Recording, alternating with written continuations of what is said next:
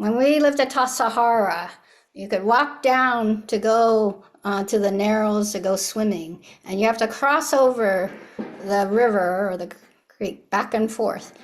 And at times you have to step from one big rock to another, and it's not always, depending on how much water is flowing through, what part of the year it is, sometimes it's not so obvious or so easy to notice which rock to step on to cross, or you slip and you fall off. So life is like that. So okay, here's the other thing, which is very Zen, which is that these ideas are only there as skillful means, right?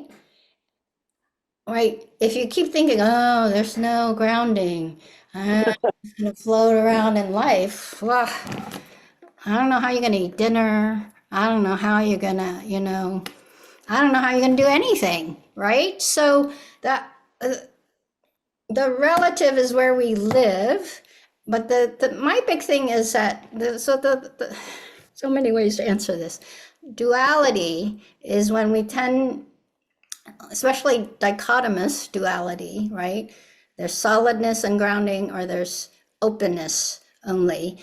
And so I say we suffer when we are clinging to one or the other as the answer to what needs to happen.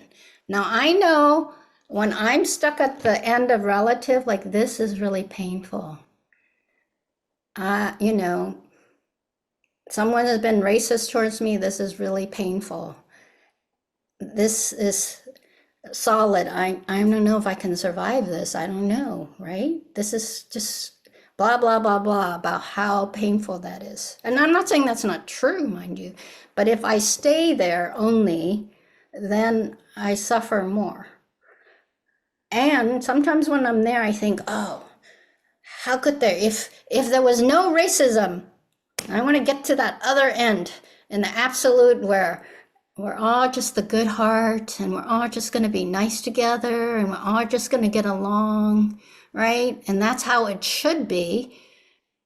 Then it seems like a long ways over here. Seems like a long ways over here. But the practice is actually, in my sense, is actually not to get over here. My practice is to let go. When I'm here or when I'm here. Because most of life is this negotiation. When does this cause me more suffering than it's useful? When do I hang on to, when do I stay at this rock, too afraid to step to the next rock to get across where I want to go to? Right? Sometimes it's skillful. Okay, can't do it. Let's go back, go around. Or, hey, friend, can you help me? Give me a hand, right? But this is why it's also useful. This is to have a purpose, right? And so many people these days, in my opinion, and especially this is my opinion, in the popular mindfulness thing, and popular and mindfulness, this is the key, where, mindfulness is just like that open, non-judgmental world, right? No, Buddhism really teaches us to have values, how to have, karma is there to help us say that there is suffering and how can there be the end of suffering.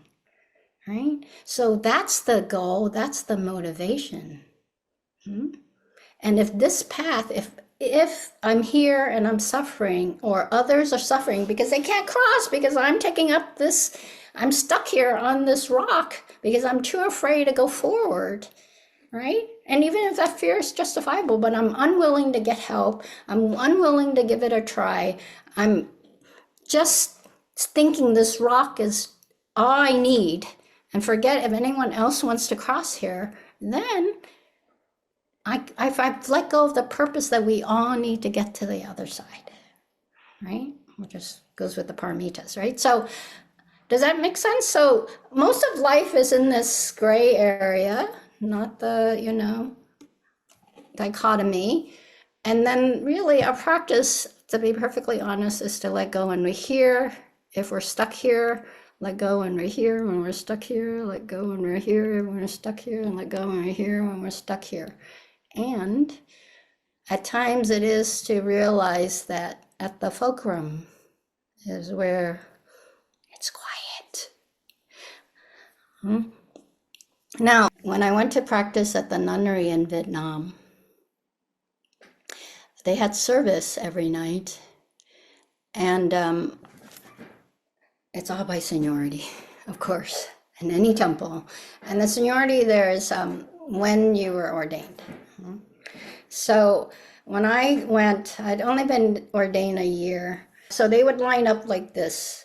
And here's the front of the room. They would line up like this. And then at some point in service, they would turn sideways and face each other, the two sides of the room. And at that moment, everyone had to reshuffle again, based on seniority. Never could figure it out, and so I would just let people move me, right? But the funny thing was, when I started to be compared to another Viet-Kieu or Vietnamese American who was there, then all of a sudden I was like, hey, how come I'm not there and I'm not there, right? And it was harder to just let myself be shuffled.